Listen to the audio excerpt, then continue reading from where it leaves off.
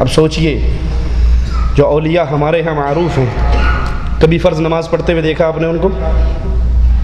وہ کہتے ہیں مولانا یہ نمازیں تو عام لوگوں کے لیے ہے، جو اس سٹیج پہ پہنچ جاتا ہے ان کے لیے پھر یہ نماز روزہ خلاص ہو جاتا ہے، وہ تصوف کے بہت عالی مقام پہ پہنچ کے وہ اندر ہی اندر نماز پڑھتا۔ پیر اور مرید اکٹھے سفر کر رہے، نماز کا ٹائم آیا تو مرید نے کہا پیر جی نماز پڑھ لے، کہتا تو پڑھ لا، میں اندروں اندروں پڑھ لینا، میرا دل ہی اللہ اللہ اللہ اللہ۔ آپ نے دیکھا وہ اکثر انڈیا پاکستان میں کچھ تنظیموں نے دل بنایا ہوا ہوتا ہے اور اس کے اندر اللہ لکھا ہوا ہوتا ہے، خاص طور پہ یہ گوہر شاہی کی جو جماعت چلی تو ان کا یہ انتخابی نشان تھا، دل اور اس کے اندر اللہ۔ کیا مراد اس سے کہ اب ہمارے طریقوں پہ چلتے ہوئے جب آپ ذکر اور اذکار کرو گے آپ کا دل اللہ اللہ کرے گا، سانس کے ساتھ ضربے لگاتے ہوئے دل پہ ضربے لگاتے ہیں اور پھر دل جاری ہوتا ہے، دل سے اللہ اللہ کی صدائیں نکلتی۔ کہا جب اس سٹیج پہ پہنچ گئے نا خلاص اب نہ نماز کی ضرورت ہے، نہ روزے کی ضرورت ہے، نہ حج کی ضرورت ہے، نہ زکوٰۃ، کسی چیز کی ضرورت نہیں، کیونکہ آپ کا دل جاری ہو گیا۔ اور اللہ عز و جل کیا فرما رہا ہے؟ مالک کا فرمان کیا ہے؟ بندہ سب سے زیادہ اللہ کے جو قریب ہوتا ہے وہ کس چیز سے قریب ہوتا ہے؟ فرائض کے ذریعے۔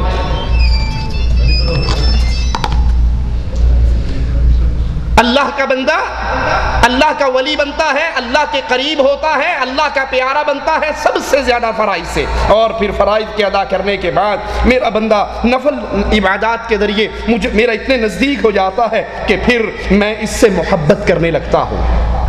فرض کی ادائیگی کے بعد نفلوں کی ادائیگی شروع ہوتی ہے۔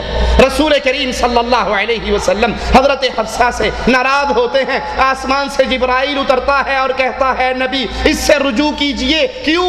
انہا قوامۃ صوامہ، یہ رات کو قیام کرنے والی، دن کو روزے رکھنے والی، اللہ کو اس کی یہ ادا بڑی پسند آئی ہے اور یہ جنت میں بھی آپ کی بیوی ہے۔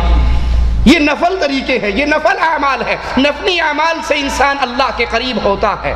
مالک کہتا ہے اتنا قریب ہو جاتا ہے پھر میں اس سے محبت کرنے لگتا ہوں اور میں اس کا کان بن جاتا ہوں جس سے یہ سنتا ہے، میں اس کی آنکھ بن جاتا ہوں جس سے یہ دیکھتا ہے، میں اس کا ہاتھ بن جاتا ہوں جس سے یہ پکڑتا ہے، میں اس کا پاؤں بن جاتا ہوں جس سے یہ چلتا ہے۔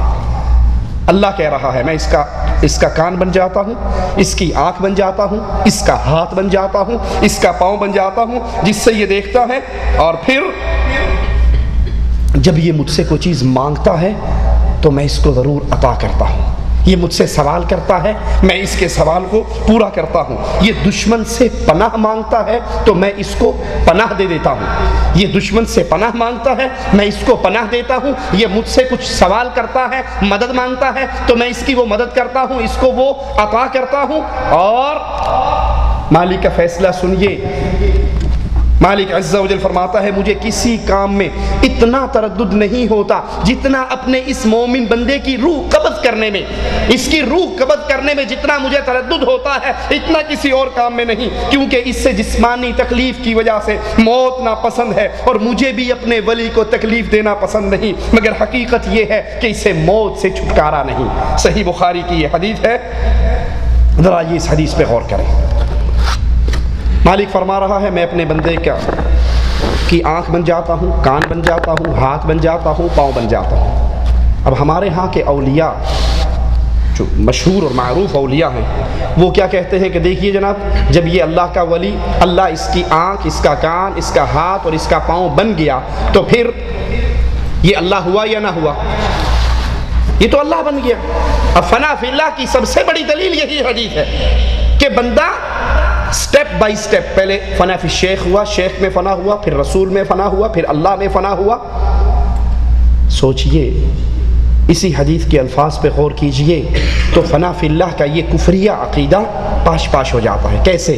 ایک لمحے کے لیے مان لی ہم نے ہمارے ہاں کے معروف اولیاء میں کہ جناب بندہ اللہ بن گیا، اس کا ہاتھ، اس کا پاؤں، اس کی آنکھ، اس کا کان، اللہ اس میں حلول کر گیا، وہ خود اللہ بن گیا۔ لیکن حدیث کہہ رہی ہے، مالک کہتا ہے جب یہ مجھ سے مدد مانگتا ہے تو میں اس کو مدد دیتا ہوں، یہ دشمنوں میں گھر جاتا ہے اللہ کی پناہ کا سوال کرتا ہے تو اللہ اس کو بچاتا ہے، پناہ دیتا ہے۔ اگر یہ خود اللہ بن گیا تو اس کو مدد مانگنے کی ضرورت کیا ہے؟ اگر یہ خود اللہ بن گیا تو اس کو پناہ مانگنے کی ضرورت کیا ہے؟ تو خود اللہ ہے۔ پھر پھر مالک کہتا ہے اس کو موت آتی ہے، یہ موت سے بھاگ نہیں سکتا، موت آتے ہوئے اس کو جسمانی تکلیف کی وجہ سے موت ناپسند ہے، مجھے بھی اسے تکلیف دینا ناپسند ہے، لیکن موت سے اس کو چھٹکارا نہیں۔ اگر یہ اللہ بن گیا تو موت کس کو آ رہی ہے؟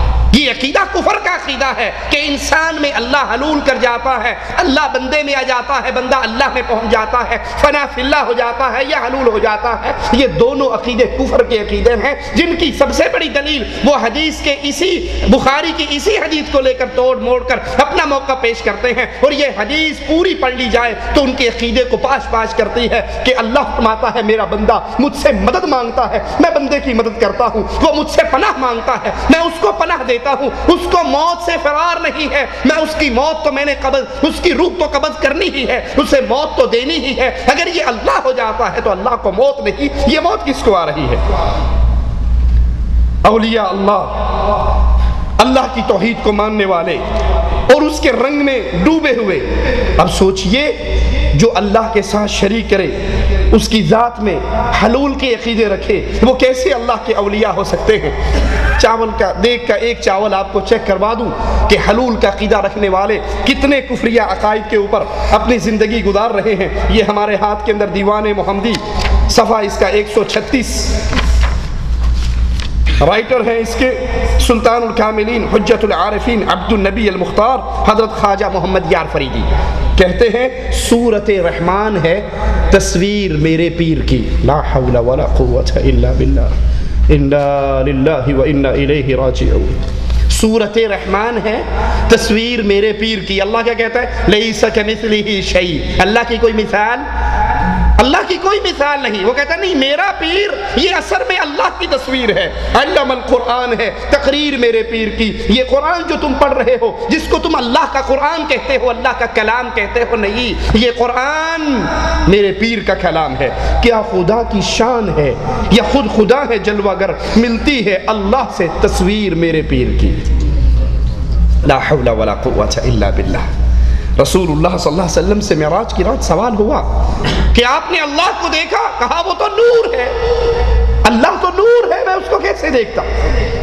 اللہ کو مومن دیکھیں گے جنت میں، دنیا کی آنکھ سے نہیں، جنت میں جا کر اپنی آنکھ سے دیکھیں گے، لیکن اس دنیا میں کوئی اللہ کا دیدار نہیں کر سکتا، جیتے جاگتے نہیں دیکھ سکتا۔ لیکن یہاں دعویٰ ہو رہا ہے کہ میرا پیر اور اللہ ایک چیز ہے، میرے پیر کی تصویر، میرے پیر کا کلام وہ اللہ کی تصویر ہے، وہ سورۃ رحمان ہے اور وہ پیر کا کلام ہے۔ اب انہی لوگوں کو ہمارے ہاں اولیاء اللہ کا القاب ملتے ہیں۔ اولیاء اللہ کیا؟ سلطان الکاملین، حجت العارفین، یہ عارفین پر حجت ہے، کاملین کے بادشاہ ہیں، ان کا نام بہت بڑے اولیاء کے ناموں میں شمار ہوتا ہے۔ اور یہ اللہ کی توحید کی بنیادی بات کہ قل هو اللہ احد، اللہ تنہا ہے، اکیلا ہے، یکتا ہے، اپنی ذات میں تنہا ہے، نہ عیسیٰ اس کا بیٹا ہے، نہ عزیر اس کا بیٹا ہے، نہ فرشتے اس کی بیٹیاں ہیں۔ اس بنیادی عقیدے کا انکاری ہے، اللہ کی توحید کے انکاری۔ اسی طرح یہ ہمارے ہاتھ میں فضائل صدقات، جس کا صفحہ 558 ہے، اسی عقیدے کو کہ انسان سٹیج پہ چلتے چلتے عبادت کرتے کرتے ایسے مقام پہ پہنچ جاتا ہے کہ پھر وہ خود ہی اللہ بن جاتا ہے۔ مولانا زکریا صاحب تبلیغی جماعت کے امیر اپنی کتاب صفحہ 558 فضائل صدقات حصہ دوم پہ لکھتے ہیں، یا اللہ معاف فرمانا، حضرت کے ارشاد سے تحریر ہوا ہے، جھوٹا ہوں، کچھ نہیں ہوں، تیرا ہی ذل ہے، تیرا ہی وجود ہے، میں کیا ہوں، کچھ نہیں ہوں، اور جو میں ہوں وہ تو ہے۔ لا حول ولا قوت الا باللہ، انا للہ و انا الیہ راجعون۔ تعالی اللہ عما یقولون، اللہ ان کی اس کلام سے پاک ہے، سبحان ہے، بلند ہے۔ یہ اس اللہ پر تہمت لگا رہے ہیں، یہ اس اللہ کی طرف جھوٹ کی نسبت کر رہے ہیں، اور اس کفر کے عقیدے کو امت میں پیش کر رہے ہیں کہ اے اللہ جو تو ہے وہ میں ہوں، اور میں اور تو خود شرک در شرک ہے، تو میرا شریک ہے اور میں تیرا، تو میرے میں سے نکلا ہے اور میں تجھ میں سے۔ اس عقیدے کو، اس عقیدے کو جو عقیدہ وحدت الوجود کہ ہر چیز ہی اللہ ہے، بندہ بھی اللہ ہے، اللہ بھی بندہ ہے، یہ کفر کا عقیدہ، ان کا نام اولیاء کی لسٹ میں بہت بلند نام ہے۔ لکھتے ہیں ان کو قطب العالم، یہ پورے عالم کے قطب ہیں۔ شیخ الحدیث اولیاء کی بہت لمبی لسٹ کے اندر بڑے اونچے نام ہیں، ان کو اولیاء کی کسٹی